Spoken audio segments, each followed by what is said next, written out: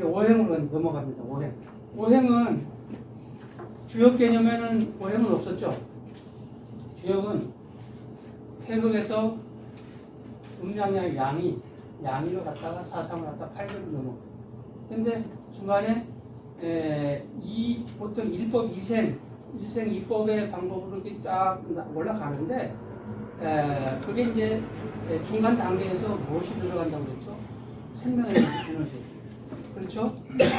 양의에서 하나 들어가면 중야 들어가면 천지인 삼재가 나오고 삼재가 사상으로 발전하고 사상이 오행으로 갈 때는 그 무엇인가 또 생명 에너지가 있어요. 가운데 주재하는 그게 뭐예요? 토예요. 그렇죠? 토가 다시 사상으로 차원 전이를 할 경우에 차원 보기를 하면 토가 화로 같이 가서 화토 동법이라는 게 나온다고 그랬죠. 그렇죠? 그러면 사상이 오행으로 갈 때는 화에서 토가 하나 분리돼서 가운데 주제자가 나와서 오행이 되는 거예요. 그럼 오행은 그래서 음양에서 발생했다 이렇게 소지학적으로 써 있는 데도 있지만 뭐 그냥 별도로 어떤 채널을 통해서 발전했다고 해도 되고요. 어쨌든 뭐 우리가 그게 중요한 건 아니니까. 그래서 오행은 중요한 거는 사상이라고 네 개의 체계가 또 한 차원으로 더 발전하기 위해서 어떤 생명 에너지가 잉태가 됐다. 그 생명 에너지가 오행으로 보면 토다. 그럼 토를 우리가 이제 해석하거나 의미 부여를 할 때는 그 사방의 사상을 다 주재하고 통제하고 관리하는 역할을 해요. 그게 숫자 같으면 그걸 딱 황국수라고 해요. 5번이 그거예요. 5번, 6번. 모든 수를 통제하거나 주재하거나 그렇죠. 그래서 1, 2, 3, 4, 5를 뭐라고 써요? 성수.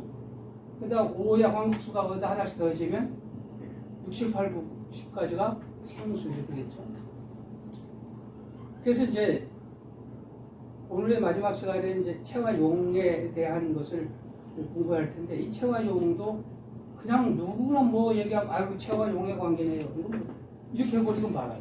이 체와 용을 공부한다는 것은 아까 그 기호를 공부할 때 그 원리를 이해하는 것만큼 중요해요.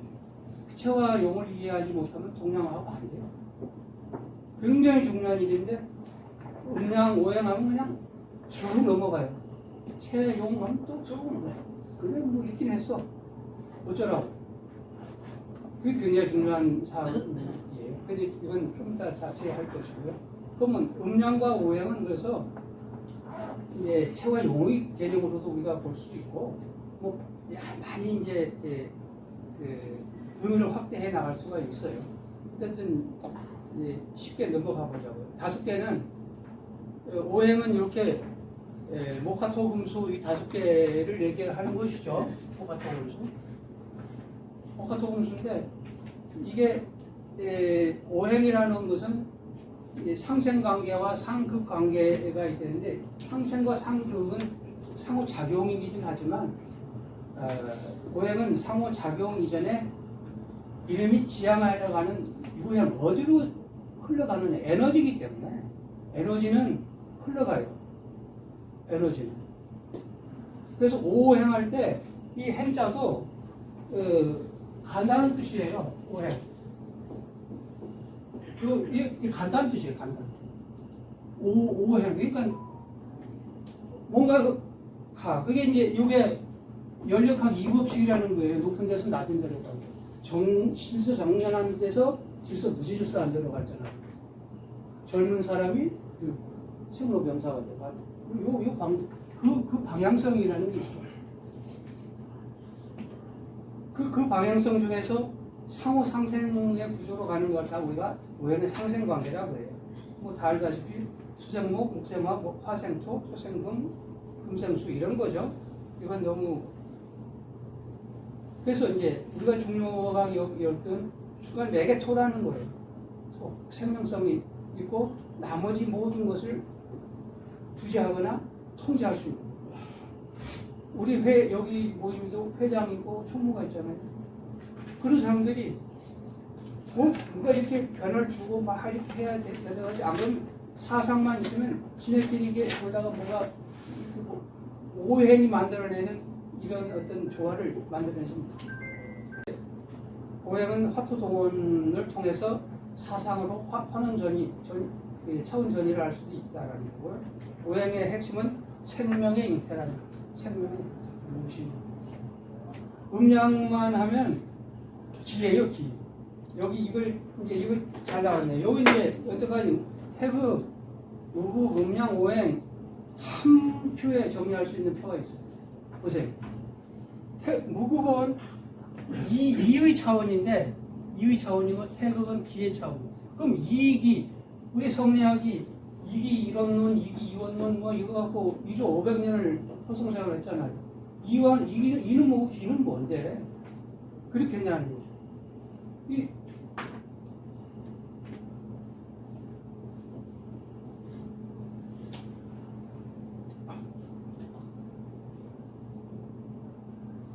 성리하라는 것은 여기에 이거 하나 붙으면 돼요. 성즉 이다. 성이라는 것 즉이다. 그러면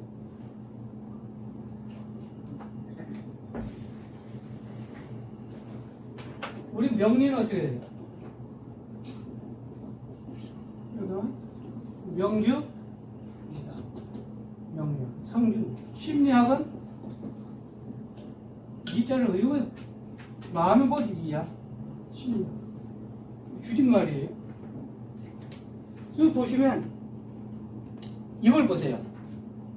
안이 비설신의 이거는 눈으로 보이고 귀로 듣고 뭐예요? 코로 냄새 맡고 혀로 맛을 보고 피부로 느끼고 또 내 머리로 알고 있고 요 6가지 이걸 육식이라고 그러죠. 이거는 앞에 거는 오식이라고 그러고 오온 불교에서는 오온이라고 그러죠. 색성 향미 촉법 이렇게요. 근데 이라고 하는 놈은 무국이에요. 어떻게 해요? 눈으로도 안 보이고 귀로도 안 들리고 코로 냄새도 혀도 맡지 못해. 피부는 느끼지도 못해. 그러나 머릿속에는 알아. 아, 이라는 게 있어. 뭔가 이 세상을 막 주재하는 그 원리가 있어. 그 느낌이에요. 뜻으로만 알아. 근데 태극의 경우에 보면 어디가 있냐면 몸으로 느껴. 기의 차원이야. 몸으로 이걸 보고 아 이거는 한기가 드네. 이거는 무슨 뭐 한기 다음에 뭐 했어요? 냉기가 있네. 만져보면 느끼잖아요. 그거는 이가 아니고 기예요. 여기까지 왔다고. 그 다음에 음양이 오면 어떻게 되냐면 음양과 기는 같은 범주를 갖고 있죠. 오행을 보면 이제 눈으로도 보이고 귀로도 들리고 코로도 뭐 다 만져져요. 이게 이렇게. 그러면 태극과 음양 요 기라고 하는 놈이 질의 상태. 이게 질은 만져지는 거예요. 이거는 플라스틱 재질인데 있고 이거는 목질, 이거는 무슨 석질. 우리 만져보면 이게 돌이다. 이건 나무다라는 건 느낌 있잖아요. 그건 질이라는 거예요. 그러면 질의 단계에서 육식으로 다 이해할 수 있는 단계가 오행이에요. 그럼 요거 이해가 되나요? 무국, 태극, 음양, 오행 요 표를 가지고 이해하시면 단계까지. 그럼 여기 보면 옛날 분들은 이런 표를 해서 금방 알 텐데 이렇게 무형이 유리, 무형이 유리라는 말을 하나 갖다 놓고 이거 이해할 수 있을까요? 한참 공부하면 알 수 있겠지.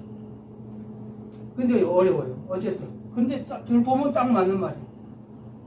그러면 이건 청탁 소장이 있어요.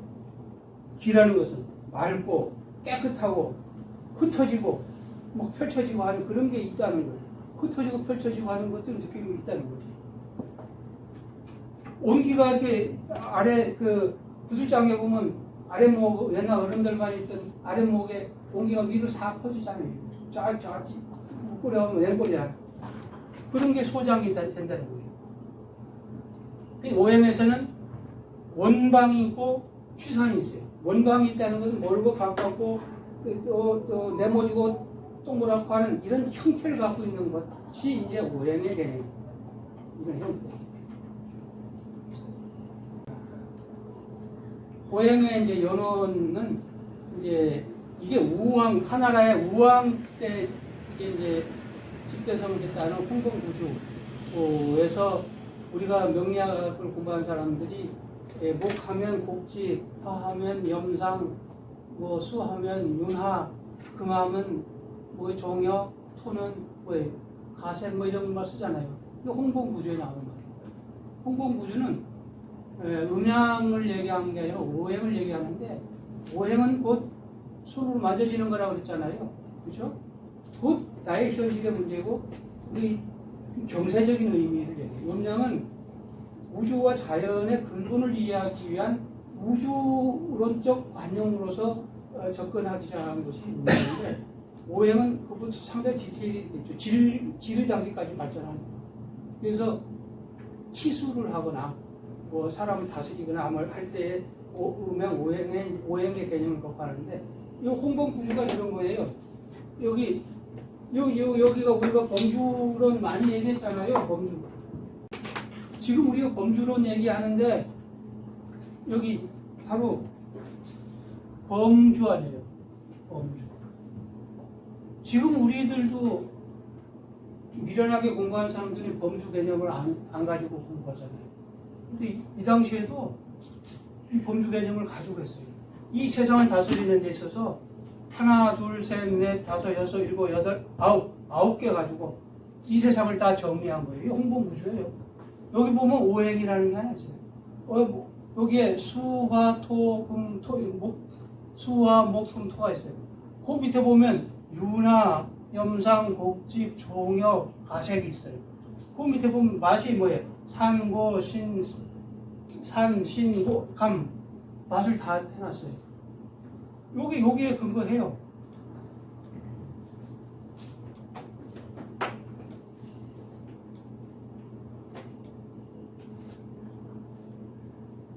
이 5가지 오행에 대한 그 기본 성격을 얘기하고요. 어떤 명리학 책도 봐도 이런 얘기는 다 있죠. 그런데 생극재화는 요 챕터에 가서 할게요. 그러면 이제 봄 순화추동의 4개의 범주로서 이 시간의 순환작용을 표현을 하려면 순환추동인데 그때 이제 그럼 오행 개념으로 볼 때 토는 그럼 어디에 속하겠느냐 이런 얘기죠. 토가 그냥 화토동법을 해갖고 토는 여름 화에다 집어넣어버려도 되겠지만 우리가 5개의 범주로서 이거를 구분해 놓을 때는 토의 역할 같은 것에 대한 목적성이 주어진다고 했잖아요. 그래서 이제 이거는 우리가 간절기 이 한쪽 계절에서 다음 계절로 넘어가게 만들어주는 조력자 역할을 하거나 또 중간에서 전체가 돌아가게 하는 주제자 역할을 하거나 하는 거죠. 토가 굉장히 중요해요. 우리 사주에서도 그럼 토가 많은 사람은 어떻게 해석을 하고 있어요? 예를 들면 주제도 잘하고 오지랖도 넣고 이쪽 저쪽 총무 역할도 잘하고 또 포용도 엄마처럼 포용도 잘해주고 뭐 이렇게 하는 거죠.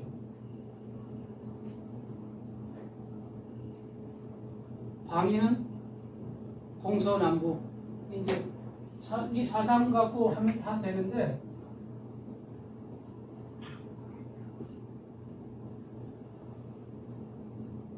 이게 이제 아지랑이가 소양이니까 아지랑이가 막 올라가는 게 봄이에요.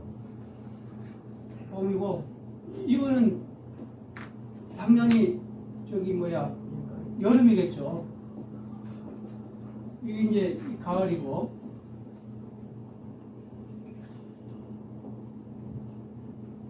그럼 여기에 토가 있다는 거죠. 그 토는 여기도 가냐하고 여기도 가냐하고 여기도 가냐하고 여기도 가냐. 물론 토는 이 안에 자체에도 들어있죠. 없는 데가 없죠. 근데 어쨌든 크게 얘기하면 돼요. 그래서 이거 갖다가 이제 이쪽은 동, 여기가 서, 여기가 남, 여기 부. 이렇게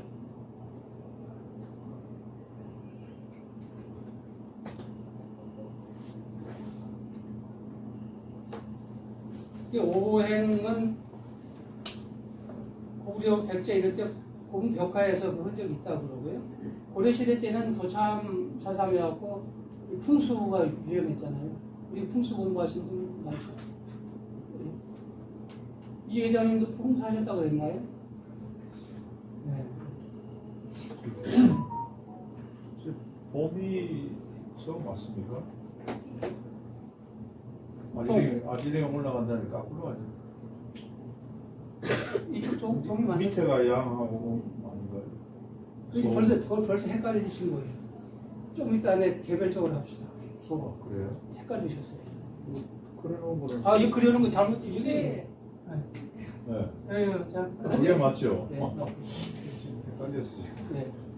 잘, 디테일한 건 잘 찾아주시네. 그 다음에 이제 조선시대에는 이제 뭡니까 천도도 하고 나라도 세우고 도시 수요를 옮기고 그럴 때도 밤에도 보고 막 이렇게 굉장히 정도전이가 한약을 만들었다는 거예요. 이런 걸 가지고 내가 며칠 전에 종각에서 우리 정근 교수님하고 어떤 분 만나기 위해서 한 5분 정도 일찍 가서 종각에서 있다가 보니까 이제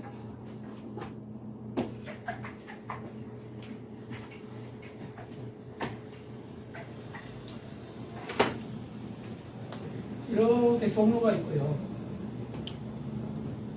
근데 보신각이 이렇게 서 있더라고요. 이렇게.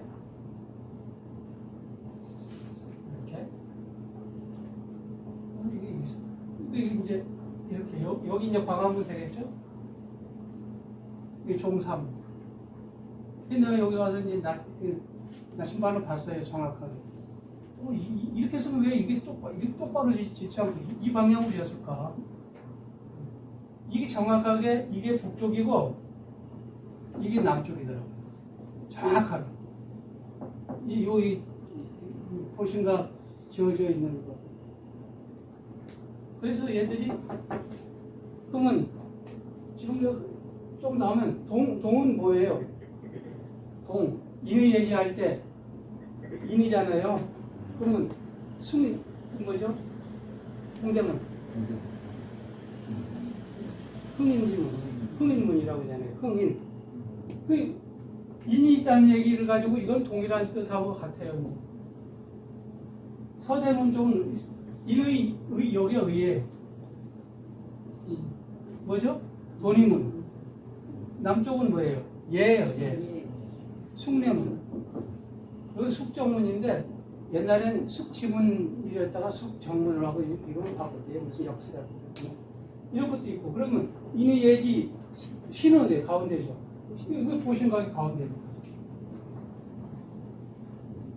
여기 가운데는 신이에요. 이 모든 거 그 왕궁에 들어가서 그 뭐야 문 배치하는 거에 문에 대한 이름을 써놓은 거 동궁은 뭐예요? 동자는 봄이라는 뜻이고 장차 임금이 될 그러니까 동의하잖아. 자라나잖아. 그러니까 동쪽 어디다가 집을 거기다 살게 하고 뭐 하여튼 모든 게 이런 개념을 벗어나질 않았어. 그런데 한의학이나 이런 건 더더욱 그렇죠. 심리치료하는 것도 마찬가지죠.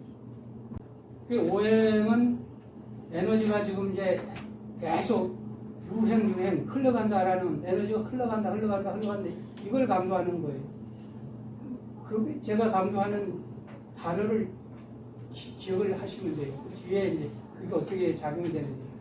근데 제가 수시로 써먹는 오행대의 소길이셨다는 오행대의가 이게 이제 오행에 대한 정리를 가장 그래도 잘해놓고 중국, 일본 이런 데서는 이걸 굉장히 좀 높게 치고 많이 활용하는데 상대적으로 우리나라는 이거를 적게 활용하는 거예요.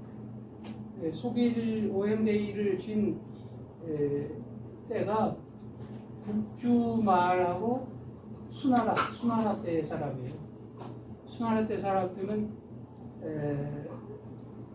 당 이전이죠. 당 이전이니까 그런 걸 보면 우리가 당사주, 우리가 아는 사주가 당사주가 더 제일 먼저 있는 것 같지만 오행의 이제 그 오행 대의나 이 소길이가 수나라 사람이라는 걸 생각하면 그 당시에도 병리 같은 것들을 하지 않았느냐, 책이 지금 안 남아 있을 뿐이지. 이런 어떤 추측을 하고 돼요. 오행의 방향성은 세 가지가 있다. 어떤 거 있다? 상생 방향, 상극 방향, 이제 앞으로 우리 여기서 공부할 생극재화 방향. 다른 데서는 두 가지밖에 안 써요. 근데 우리는 이걸 쓴다. 이걸 쓰는 이유가 이제 이 클래스의 어떤 공부 방향이고 내용이에요. 이거는 오행의 방향성은 아까 그 풍공구주에서 나왔던 그 내용하고 똑같아서 이제 요거로 보세요. 이제 우리가 흔히 그러나 오류를 보기 쉬운 게 뭐냐면 오행의 목은 나무라고 생각하는 거예요. 화는 불이라고 생각하는 거예요. 그거 아니다는 거죠.